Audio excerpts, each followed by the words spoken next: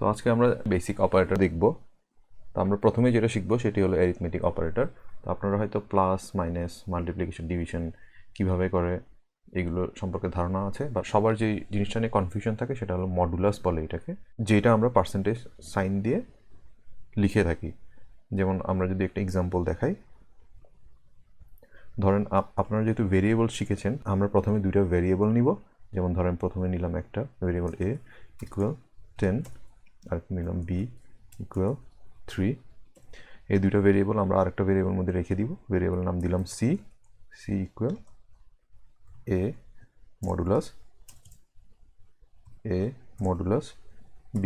তো আমরা যদি এটা প্রিন্ট করি, প্রিন্ট করার জন্য আমাদের অবশ্যই প্রিন্ট লেখা লাগবে। প্রিন্ট দিয়ে ব্র্যাকেটের মধ্যে আমরা সিটা দিলে যদি রান করি, রান করার জন্য আমরা রাইট ক্লিক করে রান করতে পারি। আদারওয়াইজ আরেকটা শর্টকাট কি আছে, যেটা আমরা কিবোর্ডে শিফট প্রেস করে F10 যদি প্রেস করি, তাহলে আমরা আউটপুটে 1 দেখতে পাচ্ছি। তার মানে কি দাঁড়ায়, মডুলাস সাইন আমরা যখন ইউজ করি তখন আমাদের রেজাল্টে ভাগশেষ দেখাবে। কারণ এখানে আমরা যদি 10কে 3 দিয়ে ভাগ করি, আমাদের ভাগশেষ থাকবে 1। এই জন্য এটা আউটপুটে দেখাচ্ছে। তো আমরা যদি এটা একটু চেঞ্জ করে দেখি, যেমন আমরা 12 নিলাম, 12কে যদি আমরা 3 দিয়ে ভাগ করি, এখন এটা রান করলাম, তখন দেখতে পাবো 0। কারণ 12কে যদি আমরা 3 দিয়ে ভাগ করি, আমাদের ভাগশেষ 0 থাকে। তো আমরা এখন যেটা দেখব সেটা আমরা পাইথনে কীভাবে অ্যাসাইনমেন্ট অপারেটর ইউজ করতে পারি। তো আমরা যদি প্র্যাকটিক্যালি দেখি, এটা জিনিসটা আমাদের মোর ক্লিয়ার হবে। তো আপনাদের বোঝার সুবিধাতে আমি এই জিনিসগুলো একটু কমেন্ট আউট করছি। তো আমাদের এখানে শুরুতে আমরা একটা ভেরিয়েবল নিয়েছিলাম a ইকুয়াল 12। তার মানে কি, তার মানে আমরা 12 যে ভ্যালুটা নিয়েছে ওইটা আমরা এর ভিতরে রেখেছি। এখন যদি ধরেন আমরা এর সাথে 5 যোগ করতে চাই, তখন আমরা জিনিসটা কীভাবে করব? সহজে আমরা যেটা করব a প্লাস 5।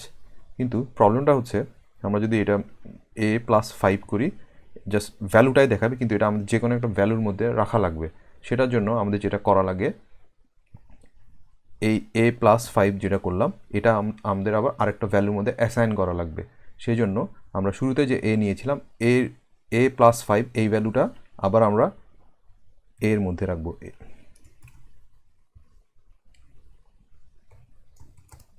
a প্লাস 5 আমরা আবার a ভ্যারিয়েবল মধ্যে রাখবো। a equal to a plus 5, এটা খুবই একটা স্ট্রেঞ্জ জিনিস, কারণ a equal to a plus 5 কীভাবে হয়? বাট প্রোগ্রামিংয়ের ক্ষেত্রে এটা একটা খুবই একটি গুরুত্বপূর্ণ বিষয় মনে রাখা লাগবে। আপনি যখন কোনো একটা ভ্যালু আপডেট করছেন, যেমন আপনি এর সাথে 5 যোগ করছেন, তার মানে আপনার এই ভ্যালুটা হয়ে যাবে হলো ইকুয়ালটা আগে দেওয়া আছে 12, তো 12 প্লাস 5 আপনার হয়ে যাবে 17। কিন্তু এই ভ্যালুটা তো আপনার যে কোনো একটা জায়গায় স্টোর করা লাগবে। এই জিনিসটার জন্য এই যে আমরা যে আপডেট করলাম, এই আপডেটটা আমাদের আবার একটা ভেরিয়েবলের মধ্যে রাখা লাগবে। এই জন্য আমরা এই জিনিসটা করলাম। এখন যদি আমরা এটা রান করি, তখন আমরা রান করার আগে আমাদের এখানে প্রিন্ট করা লাগবে অবশ্যই। প্রিন্ট a প্রিন্ট করব। যদি রান করি, তখন আমরা দেখতে আমাদের ভ্যালু 17 হয়েছে। আপনারা চাইলে এটা ইচ্ছা মতো চেঞ্জ করতে পারেন। যেমন 45 দিলেন, 45 প্লাস 12, তখন হয়ে যাবে 57। তো এই আপডেটটা আমরা আসলে আরেকটি উপায়ে করতে পারি। যেমন আমরা এখানে a equal to a plus 45 করেছিলাম। তো আরেকটা উপায় দেখা যায়, আমরা আগে এটা কমেন্ট আউট করি। কমেন্ট আউট করার জন্য আমরা আরেকটা যেটা করতে পারি, যে সেম জিনিসই যেটা হবে সেটা হলো a প্লাস ইকুয়াল 45। আমরা বোঝার জন্য ভ্যালুটা চেঞ্জ করে দিই, ধরেন 4 দিলাম। এখন যদি রান করি, আমরা দেখব 16 হয়েছে। তার মানে 12-র সাথে 4 যোগ হয়ে 16 হয়েছে। আমরা এই জিনিসটা এইভাবে লিখতে পারি কোডটা, অথবা আমরা a প্লাস ইকুয়াল দিয়ে জিনিসটা লিখতে পারি। অন্য সব অপারেটরের জন্য একইভাবে আমরা জিনিসটা লিখতে পারি। তো আমরা এখন যেটা দেখবো সেটা হলো বেসিক্যালি কম্প্যারিজন অপারেটরের ব্যবহার। সেটা হলো দুইটা অথবা তার বেশি জিনিসের মধ্যে তুলনা নর্মালি। তো আমরা যদি এটা প্র্যাকটিক্যালি দেখতে চাই, ধরেন আমার এখানে একটা নাম্বার আছে a, তখন আমরা একটা নাম্বার নিলাম b। আমরা যেটা দেখতে চাই a ইকুয়াল b কিনা। তো এখন আমরা জানি ইকুয়াল করার জন্য আমাদের ডাবল ইকুয়াল ইউজ করা লাগে। a ইকুয়াল b দিলাম। তো এখন যদি আমরা এই জিনিসটা প্রিন্ট করি, a ইকুয়াল b, আমরা যদি প্রোগ্রামটা রান করি, তখন আমরা আউটপুটে দেখতে পাচ্ছি ফলস, কারণ আমাদের কন্ডিশন এটা স্যাটিসফাই করেনি। কারণ a এর ভ্যালু এখানে 12 এবং বি এর ভ্যালু এখানে 3, তার মানে কন্ডিশনটা সত্য নয়। আউটপুটে আমরা এই জন্য ফলস পাচ্ছি। তো আমরা এখন যেটা শিখবো সেটা লজিক্যাল অর কন্ডিশনাল অপারেটরের ব্যবহার। আমরা যখন ইফ এলস স্টেটমেন্ট নিয়ে কাজ করব, এই লজিক্যাল এবং কন্ডিশনাল অপারেটরের ব্যবহার সম্পর্কে অনেক কিছু জানতে পারবো।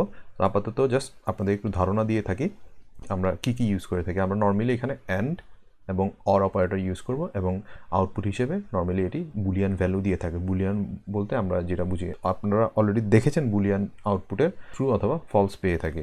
এবং পরের যেগুলো আছে identity operator, membership operator, bitwise operator, এইগুলো বেসিক্যালি আমরা যখন অবজেক্ট ওরিয়েন্টেড প্রোগ্রামিং করবো তখন মোর ডিটেল বুঝতে পারবো। বাট আপনাদেরকে একটু ধারণা দেওয়ার জন্য আমি বলে থাকি এগুলো কাজ কি। যেমন আইডেন্টিটি অপারেটরের কাজ হলো দুইটা অবজেক্টের মধ্যে কম্পেয়ার করা। মেম্বারশিপ অপারেটরের কাজ হলো যদি আমরা একটা লিস্টের মধ্যে লিস্টের কথা চিন্তা করি এবং লিস্টের মধ্যে যদি অনেকগুলো ভ্যালু থাকে, আমাদের অনেকগুলো আইটেম থাকে, ওই আইটেমগুলো ওই লিস্টের মধ্যে আছে কি না এটা চেক করবে। এবং bitwise operator normally binary number নিয়ে কাজ করে। বাইনারি বলতে আমরা সবসময় বুঝি হলো আইদার 0 অথবা 1, এই দুইটা বিটকে বুঝি আমরা। এবং এই যে অপারেটরগুলো নিয়ে কাজ করে এটা হলো and, or, XOR, not, etcetera. Unary operator বলতে বেসিক্যালি খালি আমরা একটা ভ্যালু বুঝি।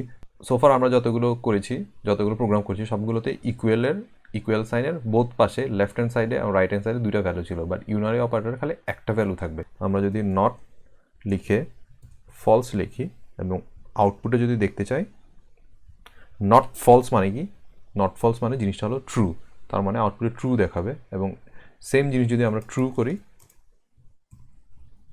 নট ট্রু মানে হলো জিনিসটা ফলস, তার মানে আউটপুটে দেখাবে হলো ফলস।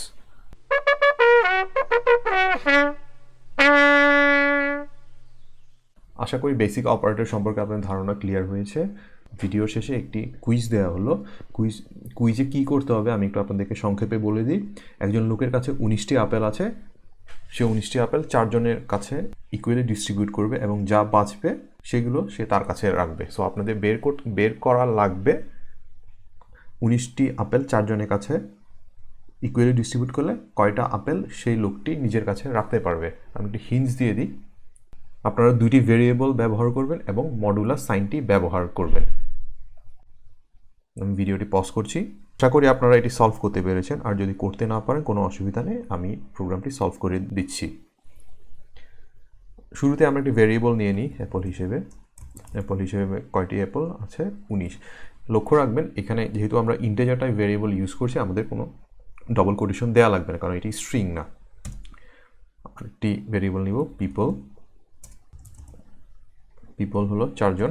সো আমাদের যেটি করা লাগবে, আমরা 19কে 4 দিয়ে ভাগ করে যা থাকবে তা আমরা ওই লোকের কাছে এটা রাখবো। সো আমাদের রেজাল্ট বেসিক্যালি দেখা লাগবে আমাদের মডুলাস সাইন ইউজ করে 19কে 4 দিয়ে ভাগ করলে 4 4 16 ভাগশেষ থাকবে 3, ওটাই আমাদের বের করা লাগবে। তো আমরা এটা আরেকটি ভেরিয়েবল মধ্যে নিয়ে নিই, রেজাল্ট অ্যাপল মডুলাস পিপল।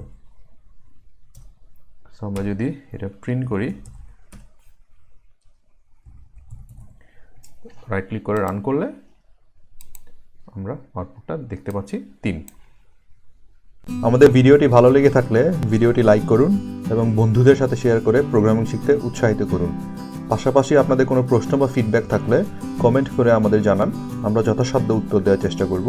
আর অবশ্যই আমাদের চ্যানেলটি সাবস্ক্রাইব করুন এবং নিয়মিত ভিডিও আপডেট পেতে বেল নোটিফিকেশনটি ক্লিক করে রাখুন।